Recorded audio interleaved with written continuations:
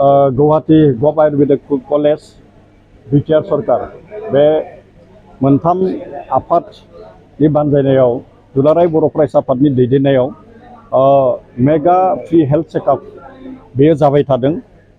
इतिमध्य क'क्राझाराव जालांबाय आरो दिनै नैबे अदालगुरि कलेजाव बे हाबाफारिया जानो थांगासिनो दोङो आरो बे हाबाफारियाव आं बिटिआर सरकारनि जानानै बेवहाय बाहागो लाफैदों।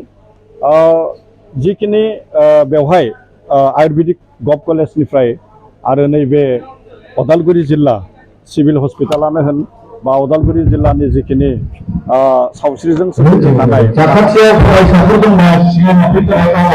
माखासे माने डक्टरफोरा माखासे जिखिनि सांग्रां सुबुंफोर दङ बे सांग्रां सुबुंफोरा गावबा गावनि देहाखौ मोजाङै जोथोन लाग्रा बा लानो थाखाय बेवहाय माखासे माने बिथोन लानो थाखाय बेवहाय फैदों आरो बेनि अनगायैबो माने हेल्थ चेकआपनि अनगायैबो बेवहाय माखासे काउन्सिलिं प्रग्रामखौ दुलाराय बर' फरायसा आफादा लाखिदों। बे माबायदिहाय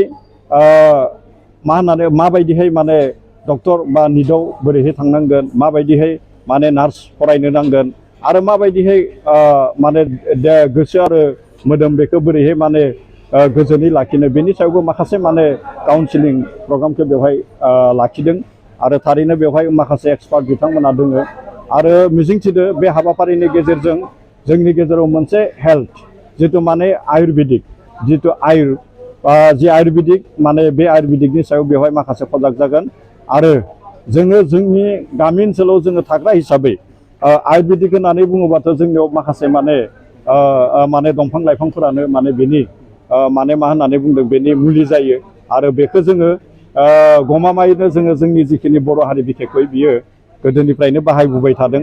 बेयो माब्लाबा बेखौनो माने फोसाबै आथिखालाव बे आयुर्वेदिक महरसिम बेखौ मोनफैदों, फोसाबनाय महरसिम बेयो मोनफैदों। दा बै हिसाबै जोंहा जोंनि जिखिनि रायजो राजाफोर बियो जोबोद रोखासिन जागोन आरो जोङो जिखिनि लाइफांफोरखौ बिफांफोरखौ जोङो बाहायबाय थायो बेदि जोंनि मोनसे मुलि बेखौ जोङो बे दंफां लाइफांखौ माने प्रिजार्भ खालामनानै लाखिनायनिबो मोनसे मा होननानै बुंदों बेजों लोगोसे माने मोनसे एवारनेसा सांग्रांथिया जाफागोन होननानै आं मिजिंथिदों। चिराङाव सावस्रि सिबिथायनि थाखाय मोनसे मोजां फाहामथायनि राहाखौ लानानै फैदों एसटि क्लिनिकआ। आथिखालाव सुबुंनि देहायाव नुजाथिबाय थानाय डायबिटिस बेरामनि थाखाय मोजां फाहामथाय होयो एसटि क्लिनिकआ। चिरां जिल्लानि SBI काजलगाव ब्रान्चनि लांगोनायाव फसंनाय एसटि क्लिनिकआव डायबिटिस बेरामनि अनगायैबो फाहामथाय होबावगोन लिभारनि जेंना आरो माखासे सरासनस्रा बेमारफोर। बे एसटि क्लिनिकआव डायबिटिस बेरामनि फाहामथायखौ होगोन जर'खा फाहामगिरि डक्टर समित देबा। नोंथांमोना फुं आरो मोनाबिलि समावबो बे क्लिनिकआव फाहामथाय लानो हागोन। डक्टर, लेबरेटरि, मुलि, ECG सिबिथायनि खाबुफोरखौ बे एसटि क्लिनिकआव मोनजोबगोन। जुदि एसटि क्लिनिकआव रायजो राजाफ्रा गाव गावनि देहायारि जेंनाखौ फाहामथाय लानोबा नैबे मबाइल नम्बर 7002293924 एबा 9954687336 आव थोंजों मुं थिसननो हागोन।